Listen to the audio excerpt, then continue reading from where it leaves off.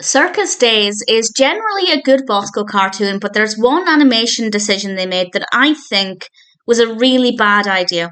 This was released in 1937. It's a Happy Harmonies Bosko cartoon directed by Hugh Harman. It's written by Walter Harman and James Tyer, with a voice cast including Carman Maxwell as Bosko and Rochelle Hudson as Honey. And Bosko and Honey and their dog are going to the circus. And when they get there, it's very slow to begin with, but from about the halfway mark, they become entangled in different aspects of the circus and cause a lot of problems. And the pacing in the second half really does make up for the slow pacing in the first half. We get to see, in theory, a lot of different things. We have the clowns, the animals that are balloons, the bright colours. The colour palette is rather pleasing. And there's a great attention to detail. And that all sounds well and good. But there is one thing that I think really spoiled it. And this is, I guess, a spoiler for something that happens. So I guess I'll sum up very briefly before I go into spoiler detail. To sum up as briefly as possible, the concept is okay. Well, the concept's not too bad. The execution is okay in the second half, apart from the thing that I'm going to mention in a moment. The colour palette is very good. The music is pretty decent. And Bosko, Honey and their dog are all decent characters. Their dog, I believe, is called Bruno.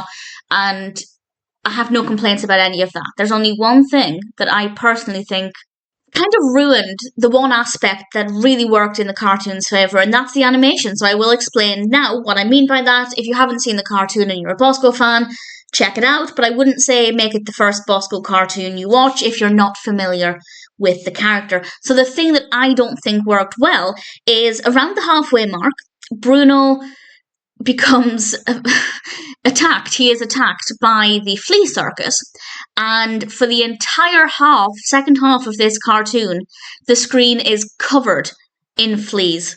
And that was okay to begin with, but it basically just means the entire second half is covered in probably thousands of little black dots, and that's really distracting. And it's really difficult to have a good look at the animation that's going on behind it. If they'd done it in small doses, that would have been absolutely fine. But the screen is just full of fleas for the entire second half, for about 4 or 5 minutes. It's just covered in these little black dots.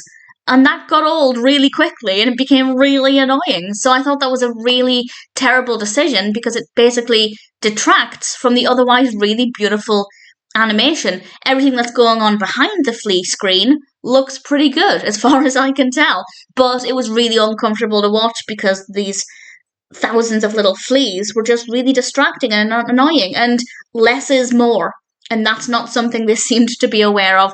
So Circus Daze is a nice idea, probably could have been a decent animation, but they ruined it by just coating everything in this screen of fleas, where they should have just done it in smaller doses and it would have been much better. So it had potential, but Circus Daze ultimately ended up being average at best.